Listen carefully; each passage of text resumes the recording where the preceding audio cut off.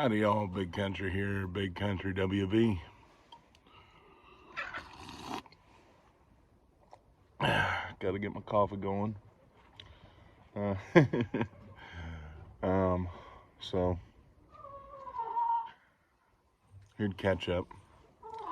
I've had a lot going on in my life, just like everybody else has.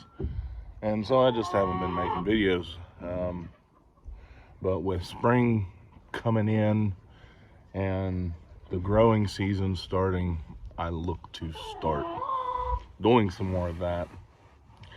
On a personal note, my brother and his wife are going to be having a child, and we just found out this weekend that it is going to be a boy. And they made everybody find out in what in my personal opinion was just a roundabout way of doing it with the whole gender reveal party. But I'm thrilled to death to get another nephew, and his name is going to be Colt, as in Colt pistols. Which I have to say, and I'm not going to give his full name, but the first name's Colt, and what comes after, let me just say, that is the most country sounding name I've heard in a long time, in a very good way. but I like that name, Colt. That was a good one, good choice on their part. And anyway, so we're going to talk about a little bit what things are going on. Check my pistol, make sure it was on safety, because I just need to do that from time to time. It's a good idea. Always be checking your firearms, make sure the safety's on, and we're good to go.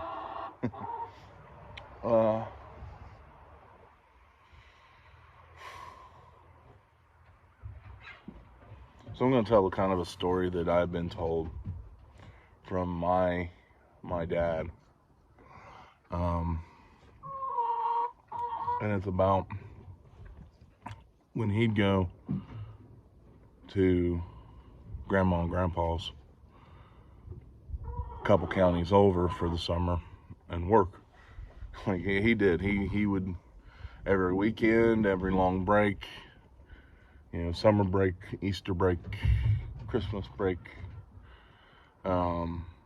Thanksgiving break, like all the long breaks, all the weekends, he would go the couple counties over and work the farm at his one or the other of his grandparents. They both lived in the same county and both had property there, and so he would go out there to do that, and along with all the other grandkids. And he was telling me, and this is, I think, a good story about kind of where we're gonna need to be in order to fight what's coming and not be reliant upon the system, the government, whatever. And he would tell me about some neighbors of one set of his grandparents, that they were an older couple, and if he would be laid off and things would happen, and they'd be in a rough spot. They were just kind of always poor, and not that my great grandparents were rich, but they weren't rich. Like, my grandpa had one toy growing up that wasn't homemade, and it was a little toy truck, and it's sitting in the china cabinet of my parents right now, still in good shape, because he took care of it, because it was all he had. That explains kind of where he was. He had one store-bought toy, and and that was it. Everything else was homemade when he was a little kid.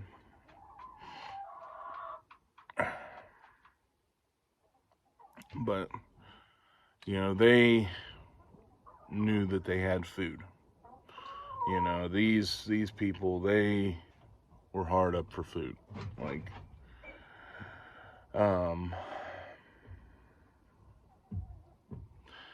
and they're actually, they had basically a road that went through my grandparents' property. It was basically a horse path. And they would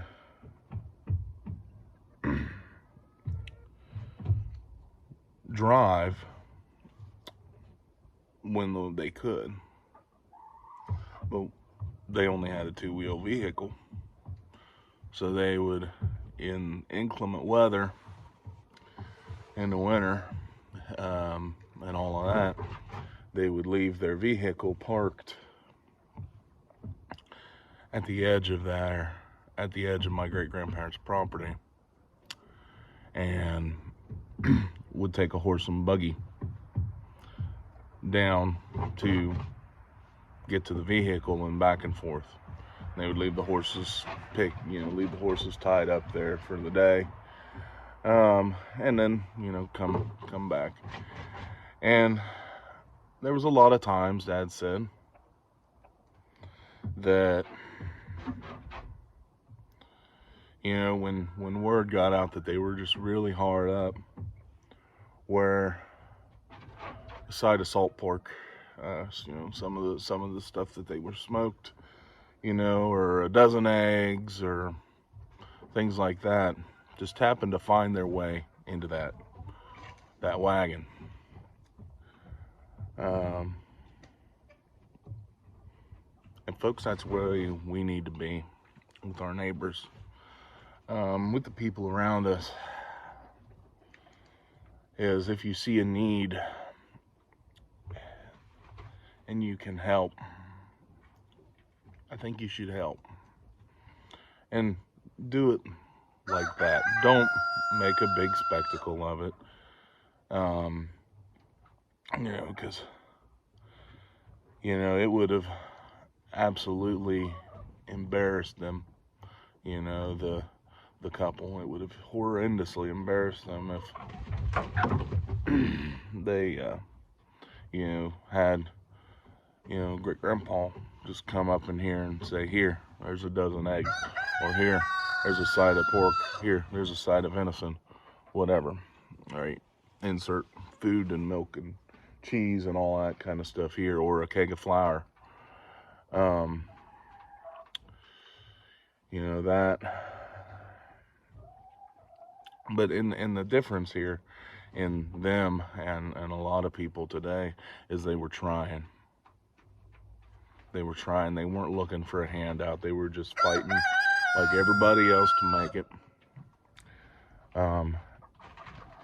And so that's, it's a lot easier to give to someone who's trying. To be honest with you, it's a lot harder to give to someone who just expects it and feels entitled to whatever it is. And so that's not really what I'm saying that you should be doing, right?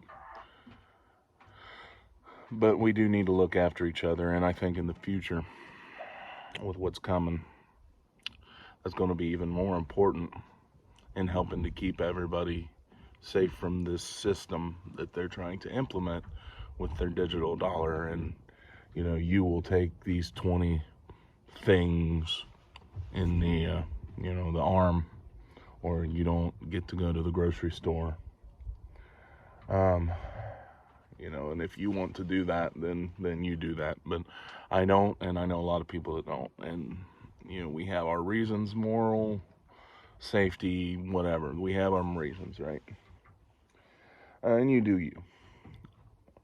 But especially in that kind of situation, and food scarcity is coming. Like, it's already hitting a lot of the world, and it's hitting us to some degree in the price increases. which is also caused by inflation in general. But it is hitting here.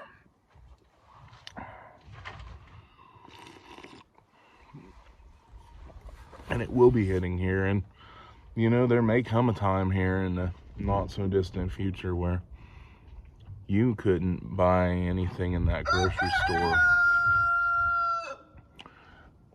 What do you want, Redbeard?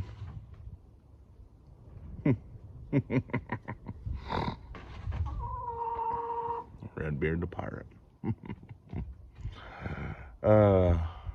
There's a story to that one, but anyway, as I'm distracted, there is going to come a time, I think, in the not so distant future where it's not going to matter how much money you've got in the bank. You can't go to that grocery store and buy stuff because there's nothing to buy. And maybe I'm wrong, but there is a possibility of that for sure. And so what we need to be doing is getting as self-sufficient as we can, and a part of that is helping each other. We can't just be these recluses that hole up back in the holler and, you know, just keep our little homestead, because, you know, just keep our little homestead and we don't want to talk to our neighbors or anything. Like, we need to be talking to our neighbors and helping our neighbors out as possible. And you know why? I mean, well, one, it's the right thing to do, but two, we may need their help one day. You know what? We may be in a bind and they have something that we need. You know, they have a tool that we need. They have, you know, maybe we had just, you know, this horrible crop and it's going to be a hard winter. And, you know, it's that salted deer meat that winds up on the carriage, the wagon, whatever you want to call it, winds up on our wagon. Maybe that's what gets us through. Something to think about. Anyway, I've drug on this long enough. Y'all have a good one. God bless.